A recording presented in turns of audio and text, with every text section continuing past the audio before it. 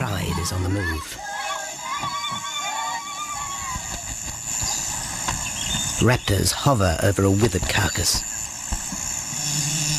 But there is scent of fresher meat in the wind.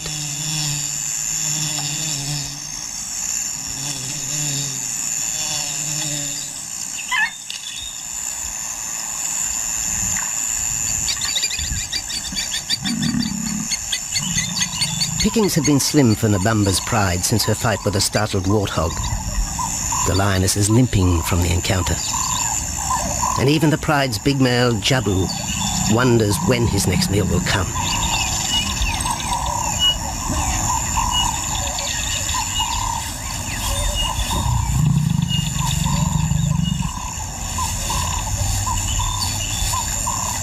There's been no kill for 3 days, and Nabamba's cubs are hungry. Survival is tough across this tawny continent, and for the lions of Pinda Reserve, etched into the heart of Zululand, only those with speed and cunning will eat.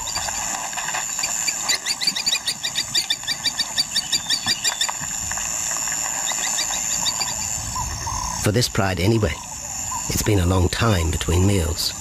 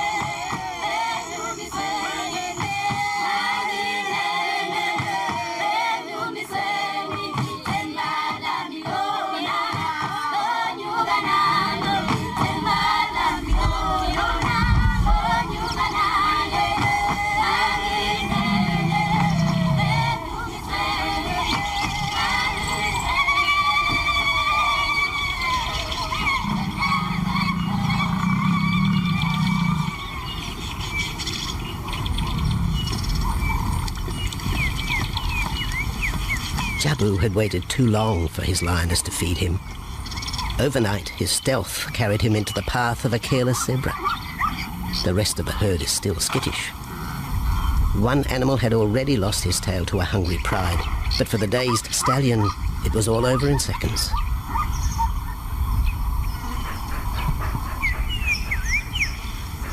The big male watches his kill from a distance, exhausted by the chase, exhilarated by the sport.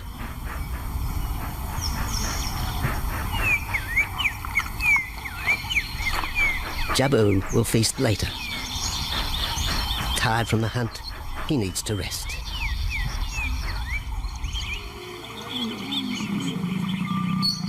But his prey will be safe. Few scavengers will risk the sudden return of the Lion King.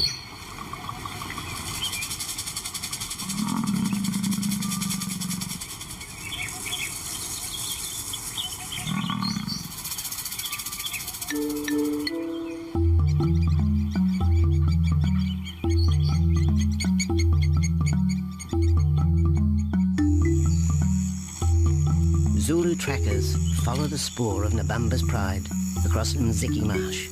This vast tract of savanna is favoured by the lions in the dry air of winter, but it's a region also shared by Pinda's giraffe and white rhino population.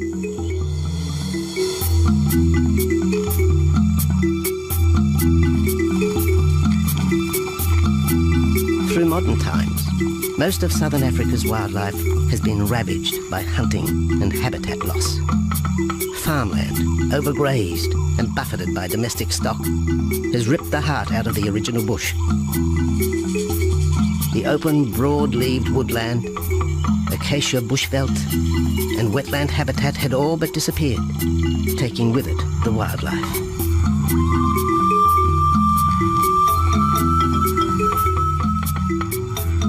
A few years ago, the Pinda project was born.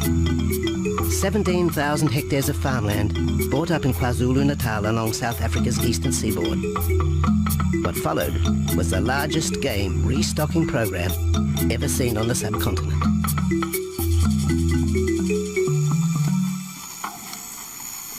The land was overgrazed to a certain extent and it wasn't in very good shape. They put all these farms together, put a perimeter fence around it, and then brought in a lot of game. And we brought in elephant, we brought in rhino.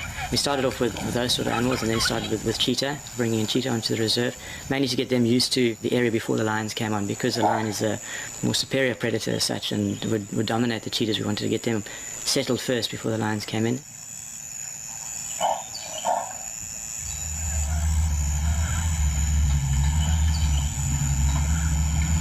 Andrew Lewis is habitat manager at Phinda, one of those committed to the restoration of southern Africa's ecosystem. Phinda is the Zulu word for return, and the aim of his company, Conservation Corporation Africa, is to return the land to its traditional wildlife and at the same time restore the habitat to its original state.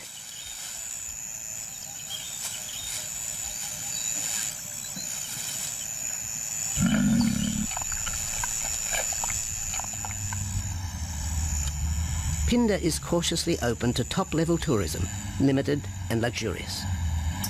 Dreams of extending the green frontier require funds, and the reserve's lion pride has already earned its keep.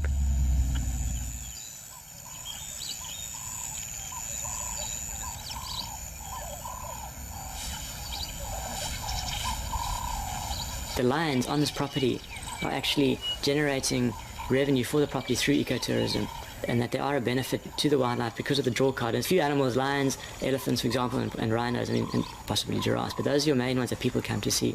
And we've been very fortunate to be able to have lions on the property, and I think those lions that we have given us amazing value for our guests, and by getting a guest in here, we're getting revenue into the area, and that's benefiting wildlife as a whole.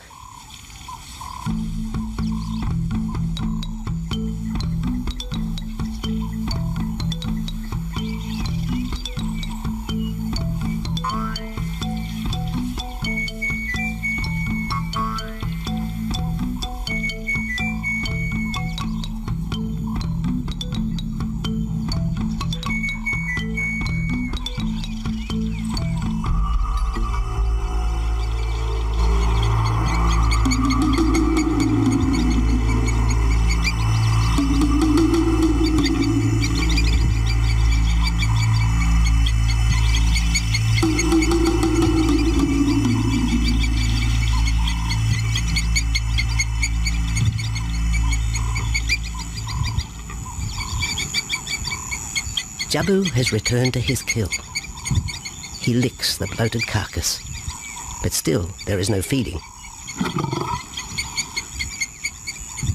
Lions will gloat over their prey, delaying the first bite until the meat ripens.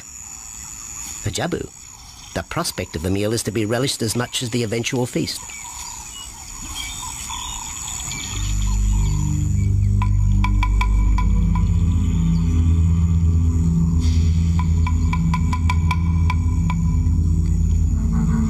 Meanwhile, Nabambo's pride is on the prowl.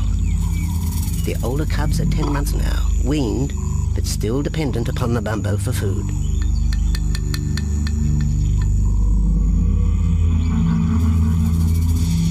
The cubs are learning to stalk, but they won't kill for another 6 months.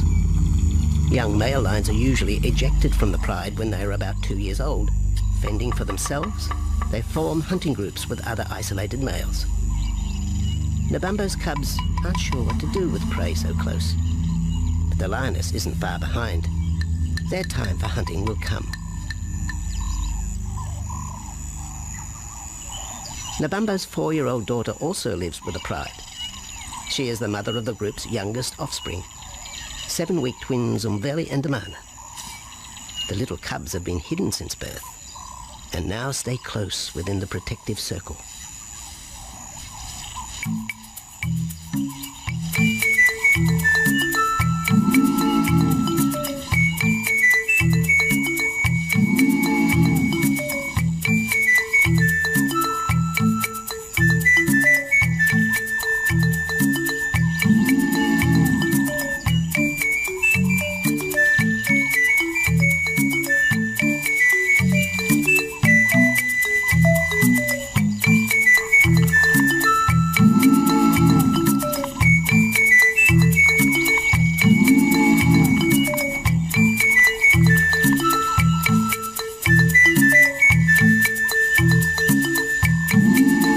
Namambo has little time for his small cub. When he is older, Damana will hunt with his father, but for the moment, the big male has nothing to do with his young son. Dejected, the cub finds solace among his siblings.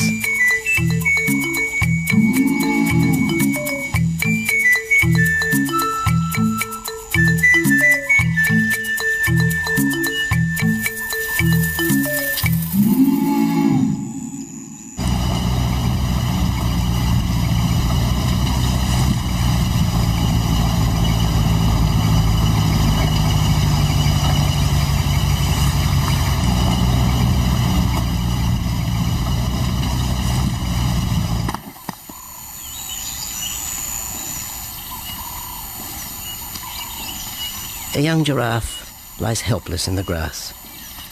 The animal's complicated vertebra means it is unable to rest its neck for any length of time. Lack of mobility means blood to the brain slows, leaving the animal disabled.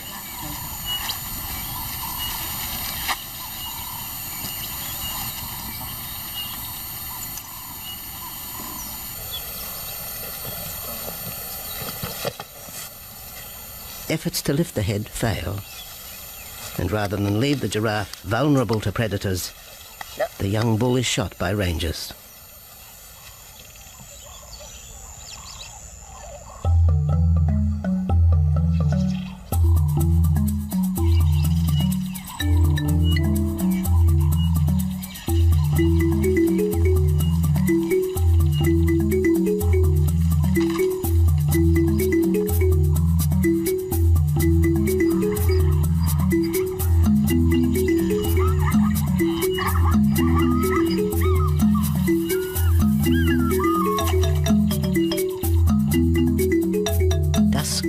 By the waterhole rekindles the interest of the pride.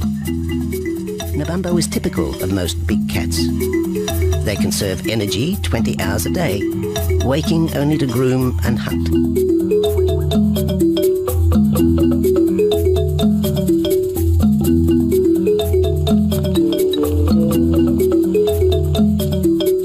The lioness shows little sign of her injured leg, but the tusks of the warthog have torn sinew and muscle, slowing her in the pursuit of prey.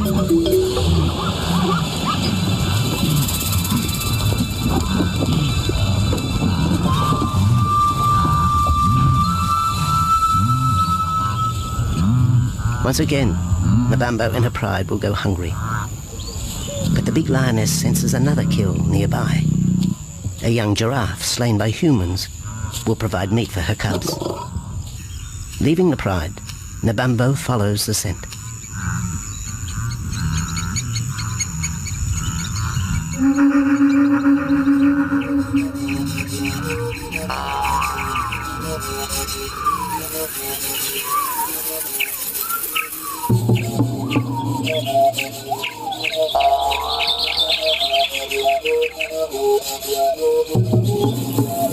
Left alone, the older cubs know the drill. They will wait for Namambo's call to take them to the kill.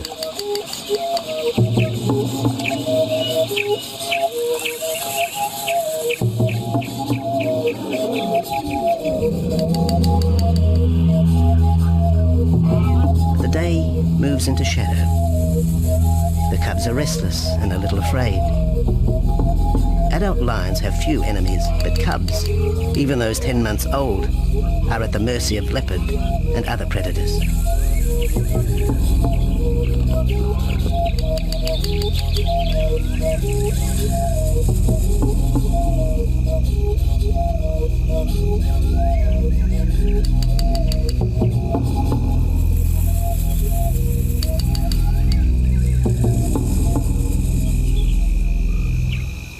Namambo has reached the kill, but her daughter is there first.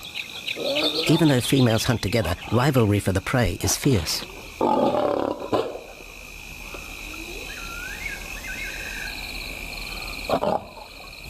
The big lioness begins the trek back for her cubs, but the youngsters have heard her call and they meet halfway.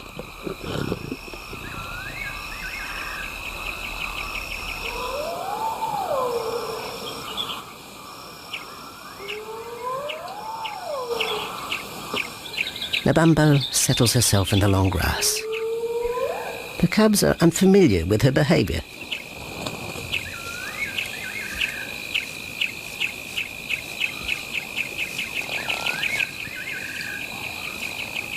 A female will usually head the charge with any kill, splitting the hide of the victim and leading the way for the pride to eat.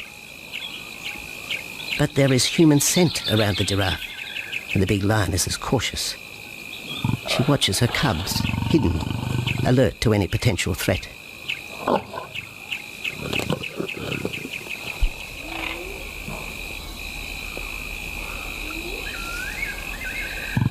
The cubs are curious, confused by this new smell.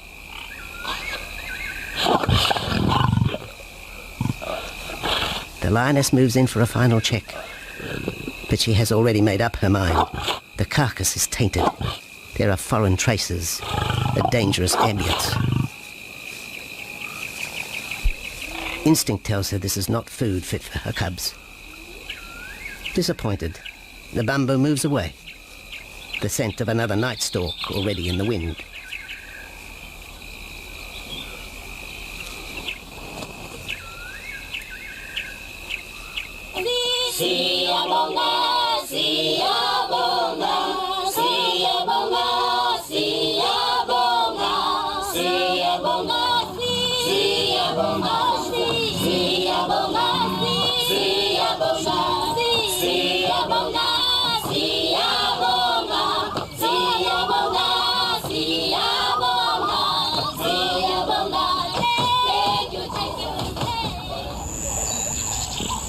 After 2 days, Jabu has returned to his kill with another younger male. 3-year-old Tembi is a son from a previous liaison with Nabambo, and the two paired up after Tembi was ousted from the pride.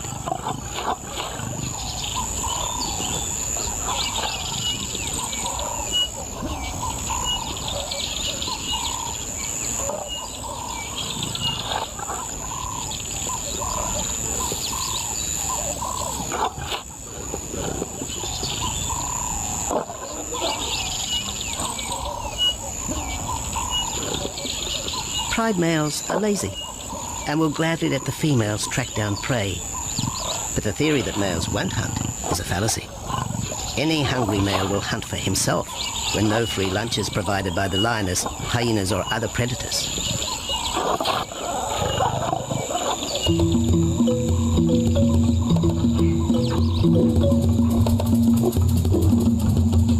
Smaller creatures scatter in the vicinity of the two lions. There will be no hunting for a while. Bloated after the zebra kill, both males will sleep for the next day, oblivious of their surroundings.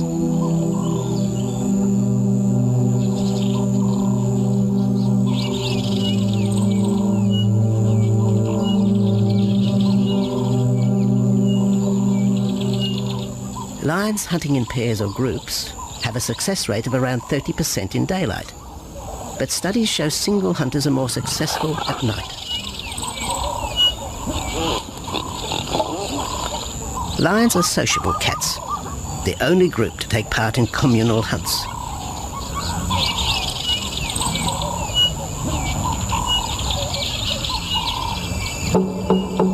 Ambush is an important part of the lion's strategy. Often one pride female will round up the prey from the front, driving it towards a second lioness.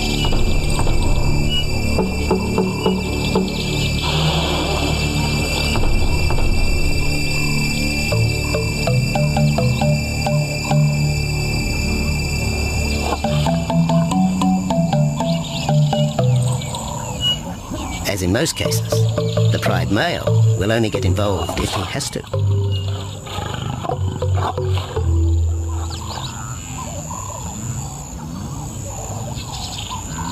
Accidents involving humans are rare in southern Africa's game reserves. Our primal fear of being eaten has been well documented, but in fact, lions seldom attack if they're not provoked. At Phinda, great care is taken to limit the number of people viewing game. Emphasis is placed on causing the animal as little stress as possible.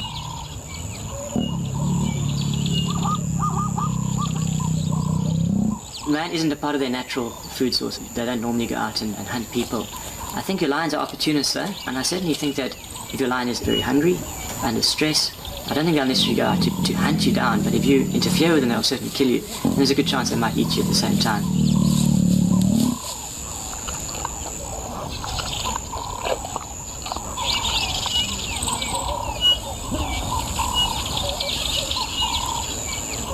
With all animals, it's how you treat them is what's the reaction you're going to get back from them. Certainly at Pinda, all our guides go through a training course and they're all brought up to a certain standard. There is a certain operating ethic with regards to viewing animals, and we certainly try and be as sensitive to the animals as possible.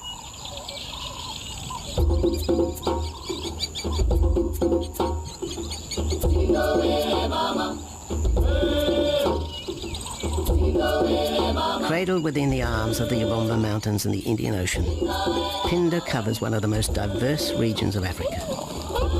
Here are found 7 different ecosystems, from palm savanna and bushveld to rare sand forest and dense thorn bush, all restored from the pastoral belt which had swept down the east coast.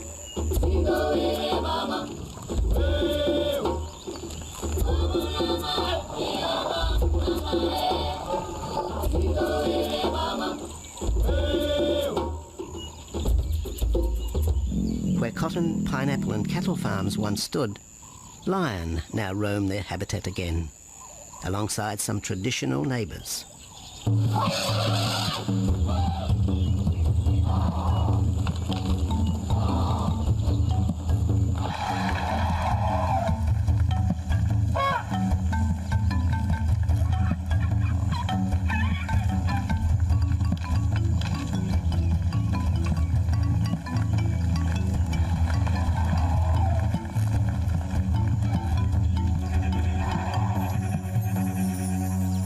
Pinda sees its responsibility to the region extending beyond restoration of habitat and wildlife. It provides schools and a clinic for the local Zulu community, as well as employment. In the eyes of Andrew Lewis, essential ingredients for a successful operation. It's very important to involve the communities around your reserve because they have to benefit as well. There's no point in just taking land, get some investors to invest in it. And if you don't allow the people who are on the periphery of that reserve to benefit from it, you're going to have an immense problem with poaching, and they're going to cut your fences down, and you're just going to have an uphill battle.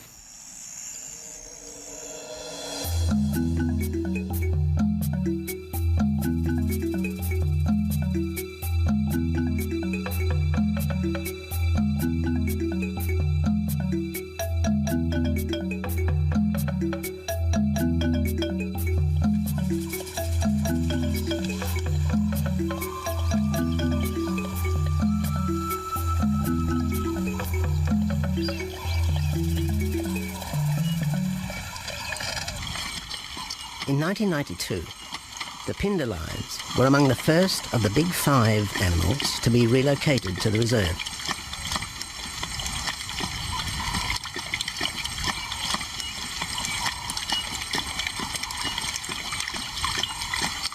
The original pride came from the northern province of South Africa, a vast scrubby region flanked by the ragged Drakensberg Mountains near the Mozambique border.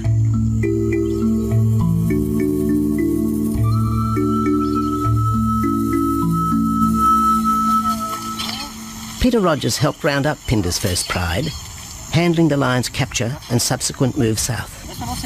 Today, he's head vet at the Hoedspruit Research and Breeding Centre for Endangered Species, overseeing its cheetah breeding program.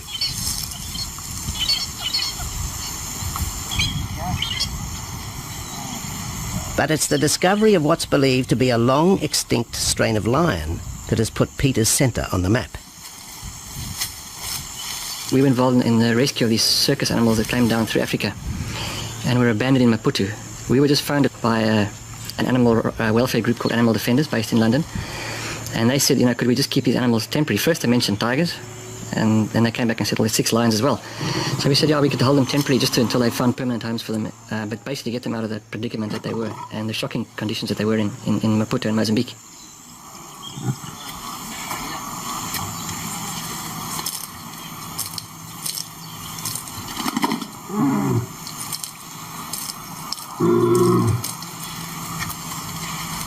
When the lions arrived at the breeding centre, their size, pale colouring and the male's thick black belly mane put them into the category of the Cape or Barbary lion, not seen in the wild since the early 1920s. A few still exist in captivity, and a male and female were brought to South Africa from an Italian zoo for breeding purposes. But attempts to mate Akef, the big male from the ill-fated Mozambique circus, with the Italian female are proving difficult.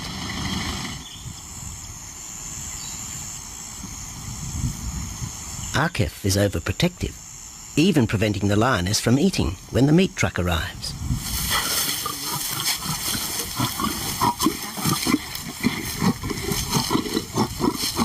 Finally, though, Sissy makes her breakthrough.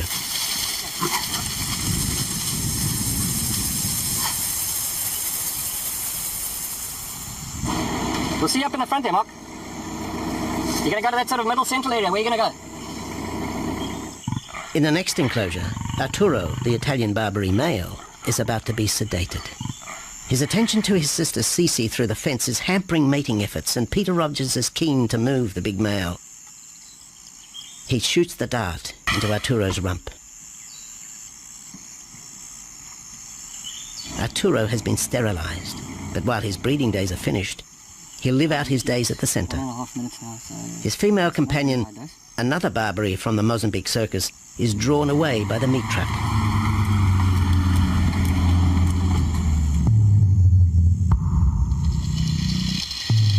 It's 20 minutes before the anesthetic takes effect.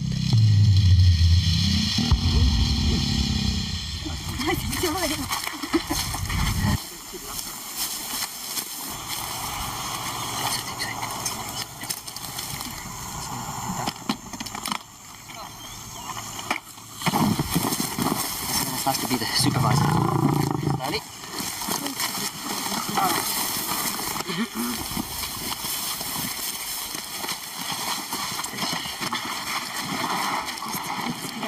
You'll need all your help at the bottom just to put him back into the cage, okay? One, two, three, four. Yeah.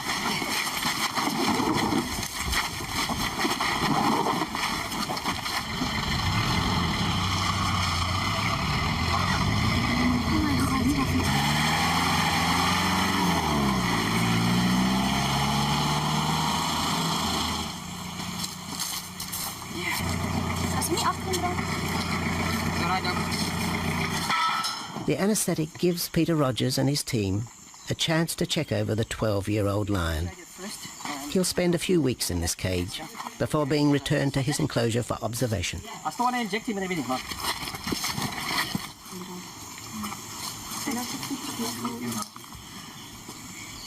It's very exciting to be part of this project because they feel that there are perhaps not many Barbaries, if any, that are really pure, that are left even in captivity. They feel that over time other animals from other genetic bases are brought in. So there's a big project afoot at Oxford University to do the genetics. So that's just getting off the ground now. Okay. We just put under the skin and the neck if we can find the skin under this big beard of his. Normally lions wouldn't have this many ticks, but being from Italy, the European lion, he doesn't have that innate or inherent resistance to ticks. It does come with time. Like a bit of a bit like this. What we can do is put him in there and roll him over inside there. Immediate term now is to get these ones to breed. And we'll take it day by day from there and see how it goes. But the prime object initially was just to get these animals back into good health, and it's developed into something a lot bigger. It's a deadline.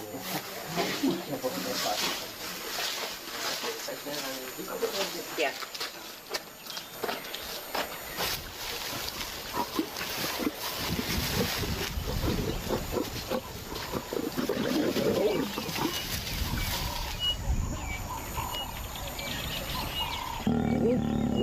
While the breeding centre's lions are healthy, it's not the case a few kilometres away in the Kruger National Park, where TB has ravaged half the population.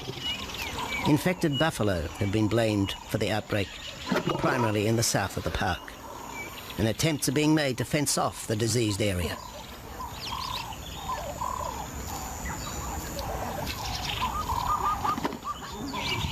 And the lions are preying on infected buffalo. Of course, it's an exotic disease, not an indigenous disease. The lions are totally naive and they've got no resistance to it. So it's a big problem. It's a very difficult decision to make as to what to do. It's a very topical and heated subject at the moment.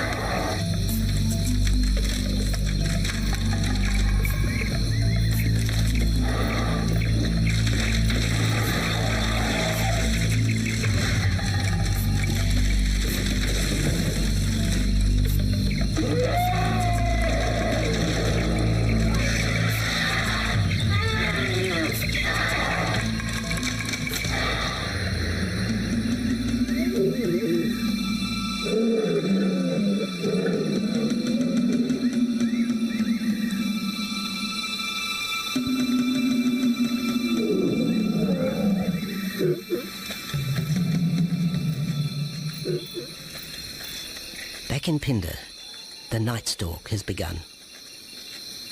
Nabambo keeps her cubs close. They're hungry, but tonight only impala can be tracked down, a morsel for the lioness. Food is scarce at this time of year, so the pride's territory covers a large area. Lions can only afford to be territorial where there is a reliable supply of game.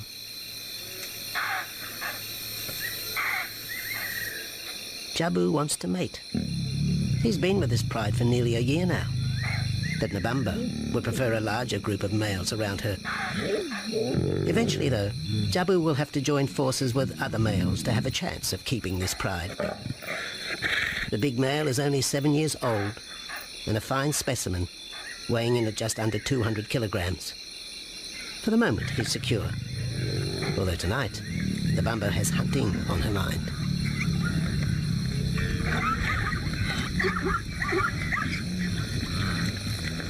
The cubs follow in the lioness's wake. If there is a kill, she will feed first. Often, weak cubs lose out to a hungry mother. High juvenile mortality rates are the result of lean times.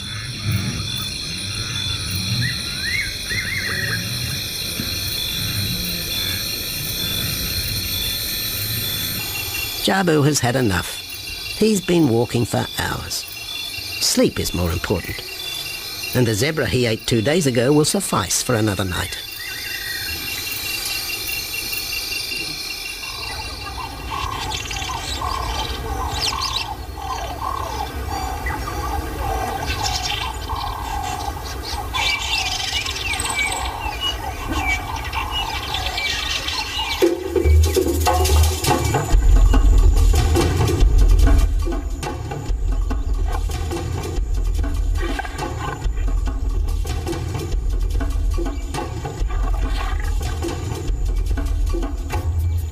Nabambo has made a kill, a young Nyala buck.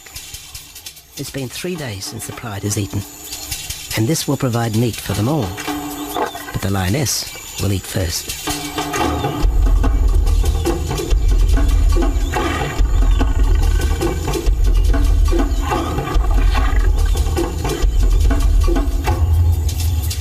The cubs know the routine.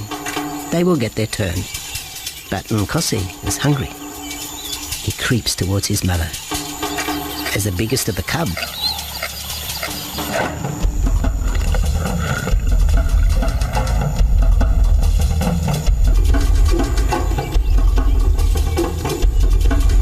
Nkosi watches. A lioness can eat more than 20 kilograms in a single sitting. This could be a long wait for the little cub. Nkosi approaches the kill cautiously. Sometimes the lioness will turn on her cubs, but today Nabambo is pleased with her efforts.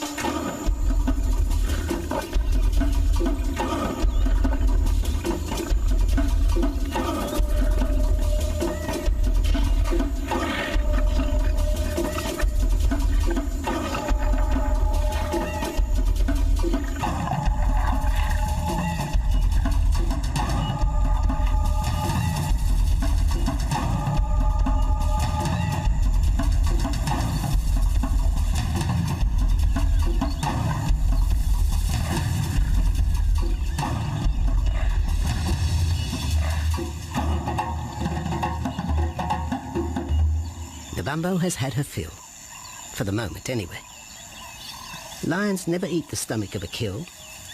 She will bury it before dragging off the carcass. This way, hyenas and other predators are thrown off the scent. The evidence has been buried. The carcass is no more.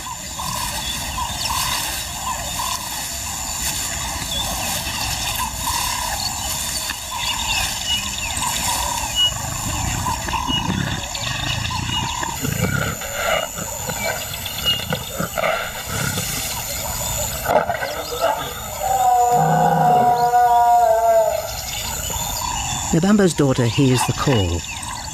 It is the second this morning. The first was the strangling cry of the nyala as Nabambo broke the young buck's back. There was no struggle. The big lioness is a seasoned hunter.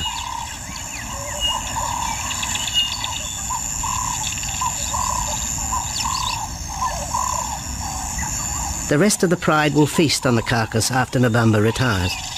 But first, they will drag it into the bushes, away from prying eyes, away from raptors already circling the kill scene.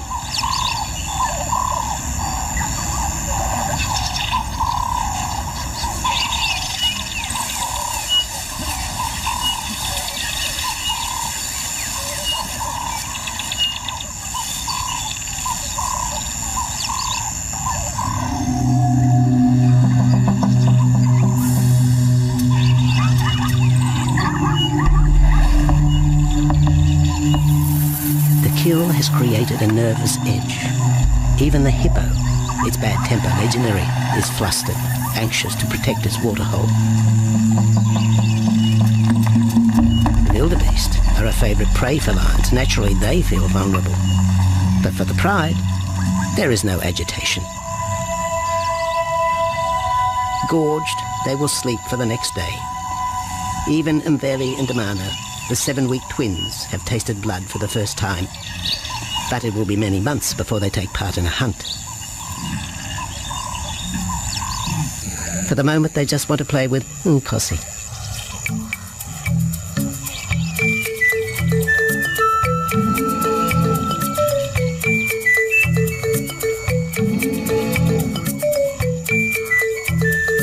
The older cub is beginning to take on the shaggy mane of the bigger males.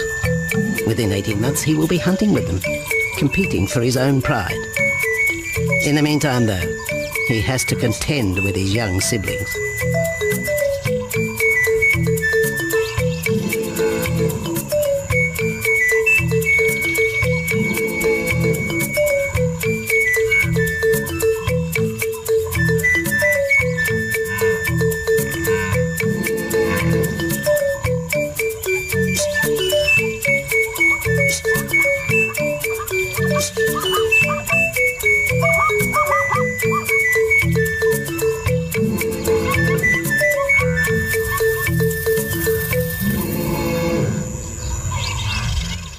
Jabu rejoins the pride.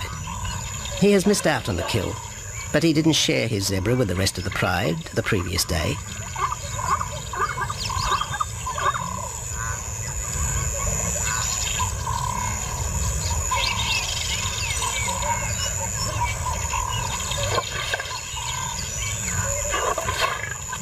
A half-hearted attempt at mating, but the big lion's attention is drawn to a curious onlooker. With the pride so close, the giraffe won't be sitting for long. Drinking and sitting is when they are at their most vulnerable.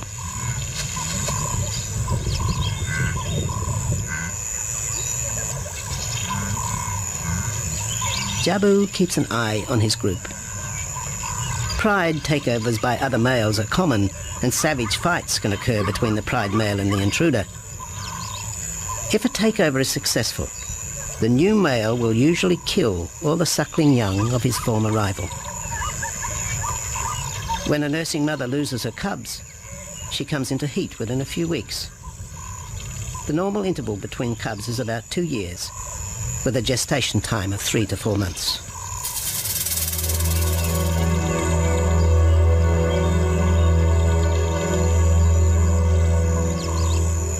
Jabu marks his territory, but it may soon be all in vain. A fresh infusion of lion genes is necessary to avoid the effects of long-term inbreeding. It's likely Jabu and his son Tembi will be swapped for males from another game reserve. This will broaden the bloodlines of future lions and avoid the genetic risks currently facing the pride at Phinda.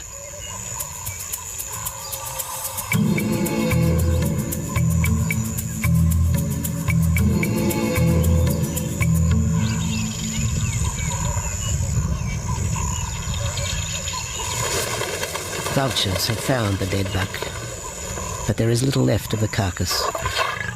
November and her pride have eaten. The big lioness tries to dislodge Inyala fur from her teeth. Tomorrow, the next day, there will be another kill. November's cubs will grow up strong.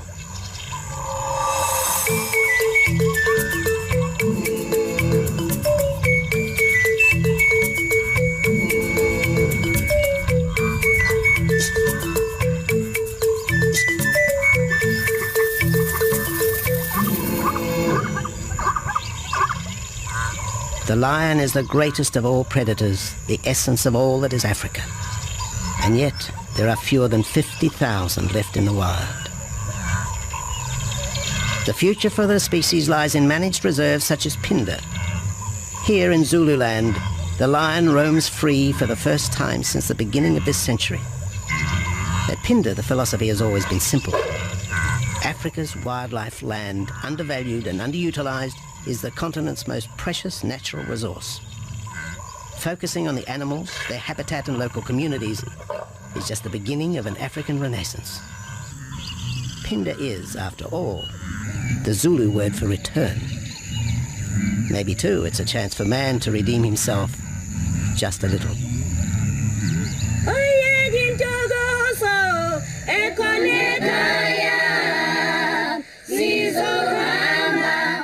Hallelujah.